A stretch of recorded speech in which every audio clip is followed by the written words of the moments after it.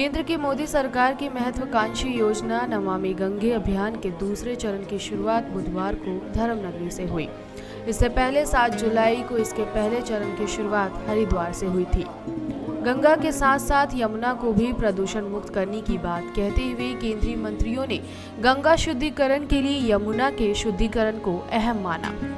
वृंदावन के cricket ground पर आयोजित नमामि गंगे अभियान के मंच से सांसद हेमा मालिनी ने कहा कि संतों और ब्रजवासियों की यमुना शुद्धिकरण की मांग को प्रधानमंत्री नरेंद्र मोदी ने स्वीकार किया और अब मथुरा उद्धार का कार्य शुरू हो चुका है।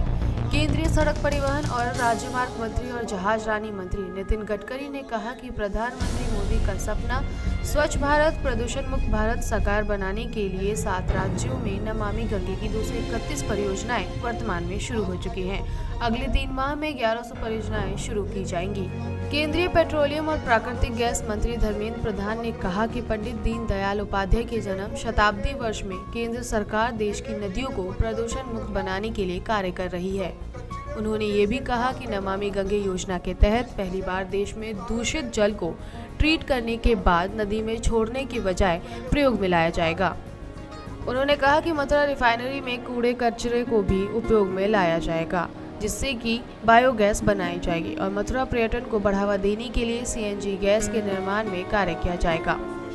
केंद्रीय जल संसाधन, नदी विकास और गंगा संरक्षण मंत्री उमा भारती ने बताया कि पिछले 29 वर्षों में गंगा और यमुना के शुद्धिकरण पर वर्ल्ड बैंक और जापान के सहयोग से 4000 करोड़ रुपए खर्च हो चुके हैं, लेकिन स्थिति नहीं बदली है। इसके बाद जब मैंने प्रधानमंत्री से गंगा यमुना शुद्धिकरण के लिए कार्य योजना शुरू करने की बात कही तो उन्होंने गलतियों को न दोहराने की बात करते हुए 20,000 करोड़ की धनराशि स्वीकृत कर नमामि गंगे योजना को शुरू की।